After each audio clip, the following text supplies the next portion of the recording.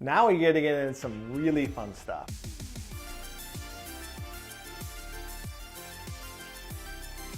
And this is going to be a lot of stuff I think you're going to feel confident with. So I'm going to outline this with a diagram, of course. I'm going to pull in different clinical examples like I always do.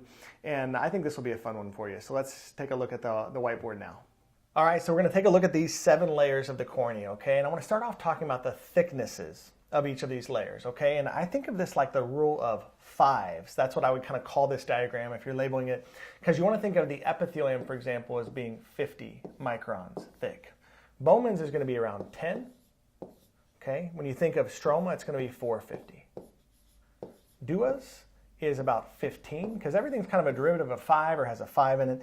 Decimase is going to start off at 5, and it's going to grow throughout your lifetime to be 15. By the way, who's producing decimase? So when you're born and it's 5, and then as you get older, it gets thicker and thicker and thicker. Who's making your decimase? Yes, the endothelium, okay? So a major function of the endothelium is to make decimase, all right? We're going to talk about Fuchs endothelial dystrophy later on. And when you think of Fuchs, you might think it's an endothelial problem, right? Like where the endothelium is not functioning correctly. And the reality is, in that dystrophy, you produce too much decimase. We'll talk about that later on. You lose endothelial cells with age, but you actually get a thicker decimase layer in those patients, okay? So think decimase starts off at 5, ends up at 15. So as we look at the epithelium, let's start with that. You want to, guys? You want to take a look at this with me? You probably remember there's 3 major cell types in the epithelium, okay? One of them is going to be squamous. That's on the surface. The one below that is going to be wing, and the one below that is going to be basal cells, all right? When you think of basal cells, they're kind of like the magical cells in the cornea because they can divide, right, and form wing cells, okay? Or they can divide and form something right here in the basement membrane. When you think of the basement membrane, there's going to be a basal lamina, all right? And there's going to be a reticularis lamina, all right? And so that's on the outline. They want you to know that a basement membrane always has 2 parts, a basal lamina plus a reticularis lamina, okay? And the basal lamina comes from basal cells. Most students remember this, that basal cells, right, produce wing cells, but they've kind of forgotten the idea that basal cells produce the underlying basement membrane, okay? So kind of make that mental note. That's a really good point. And by the way, it stays connected, those basal cells stay connected to the basal lamina through hemidesmosomes right there, okay? And by the way, there's also hemidesmosomes in between the reticularis lamina, right here, all right, in Bowman's. So the easy way you can think of that is when it comes to hemidesmosomes, they always connect, don't miss this, all right, big moment, hemidesmosomes always connect basement membrane to something. So again, between basal cells of the epithelium and the basement membrane, that's hemidesmosome. Between the basement membrane and Bowman's, that's hemidesmosomes, all right? Basement membrane and something is what you want to think of with hemidesmosomes. Now, when you get to Bowman's, one of the things I want to point out is that Bowman's, where does it come from, if they ask you on boards? Where is it derived from? And the answer is it comes from the anterior stroma. That's a good test question, and that's prenatally. So before they're born, you get your Bowman's, right? And whatever you get when you're born, you don't get any more throughout your lifetime, right? So that's why if Bowman's gets damaged, it cannot regenerate. So again, prenatally by the anterior stroma. When you look at the stromal layer, big thing I want you to know here we're going to talk about is that the stroma needs to have proteoglycans, right, that maintain the spacing of the collagen. And the collagen needs to have factors where the collagen's the same size and the spacing between collagen is perfect, right? And the water content needs to be a certain percent. You know what that is? What's the water content supposed to be of the stroma? 78%, yes. It's not 100%, it's dehydrated to 78%. That's called detergescence, that process. We'll talk about that later on, okay?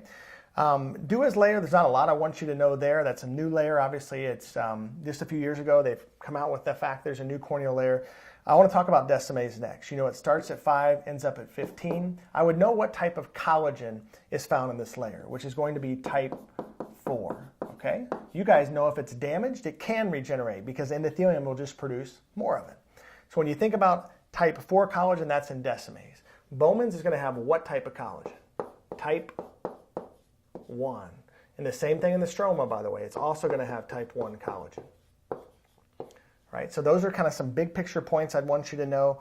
Again, the function of the endothelium is to make decimase. The other major function I want you to know is that it has pumps, of course, to pump things in and out of the cornea. Let's take a fresh look at this.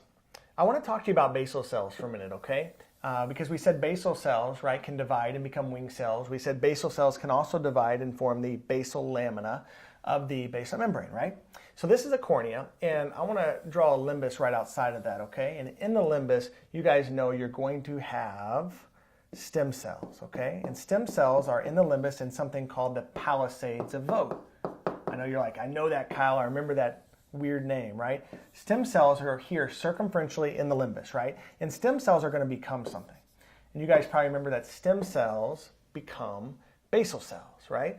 And so basal cells are what we said is kind of the magical cells. They're the only cells in the cornea that can divide. And we said they divide and become the basal lamina, right? And divide and become wing cells, right? But one thing I want you to see out of this diagram that's really pivotal is that stem cells aren't very smart.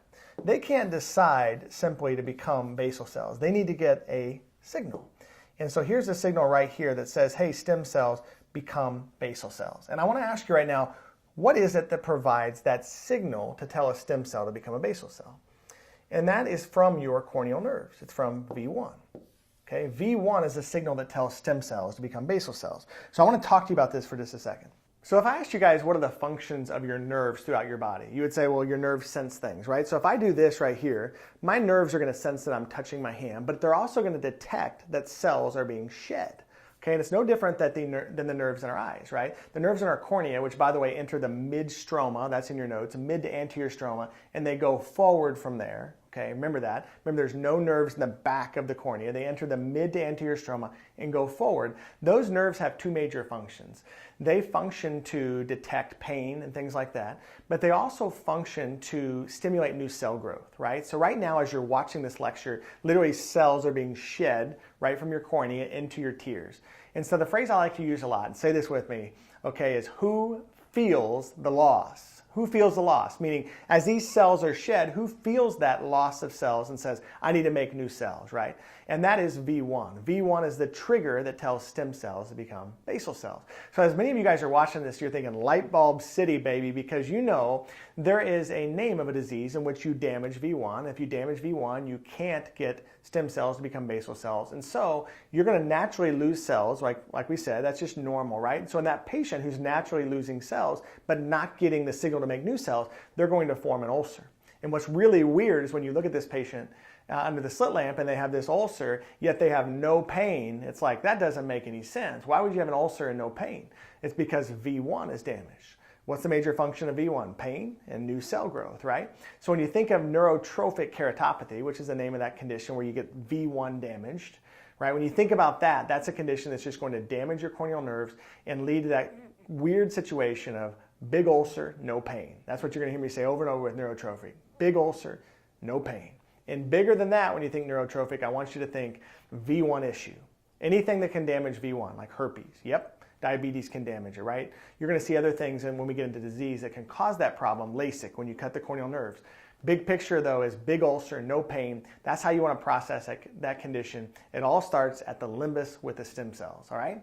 Guys, hopefully that makes sense. I want to actually cover a couple more things about the cornea before we move on to the next topic. I want to ask you, if they asked you, what are some conditions that damage Bowman's layer? Okay, first of all, we said Bowman's is type 1, right?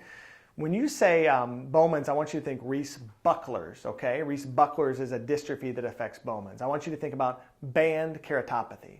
I want you to know that keratoconus, right, affects Bowman's first. All right, those are some key things. Pterygiums damage Bowman's when they march onto the cornea, right? Those are some things that you need to think of with Bowman's. If you don't know the answer on boards and it's a corneal layer question about a disease, pick Bowman's every time, right? If they ask you about arcus, where does that start first? You're going to pick decimase, okay? That's the first layer where arcus will begin in the process, right? Fuchs obviously affects the endothelium, but results in excessive decimase production, right, and a thinning endothelium.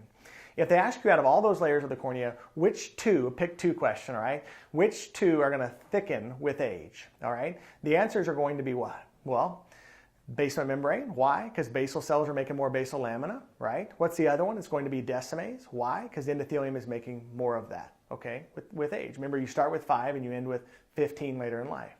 If they were going to say out of all those corneal layers, which one thins with age, all of you would say the endothelium. You're all over that. okay? You guys know that at your age, you have about 3,000 cells per millimeter squared in your endothelium. As you get older, it gets less and less, right? But usually not pathological where it causes problems. But if it gets less than 500, like in a Fuchs patient, then you're worried about corneal edema, okay? That's kind of the big picture on how you want to process that. Last but not least, you also want to remember that any condition that can damage type 1 collagen can cause problems. And so what I want you to think of in the back of your mind is, what are some systemic diseases that cause damage to type 1 collagen? Write that in your margin, type 1 collagen. And those diseases are going to be osteogenesis imperfecta and Ehlers-Danlos syndrome. Osteogenesis and Ehlers-Danlos, all right? And bottom line is, now if you think about that and you say, where do you have type 1 collagen? You would say, I have type 1 collagen, we already learned, in Bowman's and the stroma. And I want you to add one more to that, okay? Which actually 2 more. I want you to say it like this. For type 1 collagen, I want you to remember Bowman's, bones, stroma, sclera. Bowman's, bones, stroma, sclera. So you're going to see in systemic disease that that condition, osteogenesis imperfecta and Ehlers-Danlos, both of them can cause a blue sclera, right? Because that's where you have type 1 collagen. They can both cause keratoconus. Why? Because keratoconus starts on what layer? Bowman's, extends into the stroma, right? Isn't that cool? I mean, when you see those, you also know that osteogenesis imperfecta can result in brittle bones. Why? Because type 1 collagen's in your bones again. So it's going to be Bowman's, bone, stroma, sclera. Guys, this stuff's so fun. I mean, come on.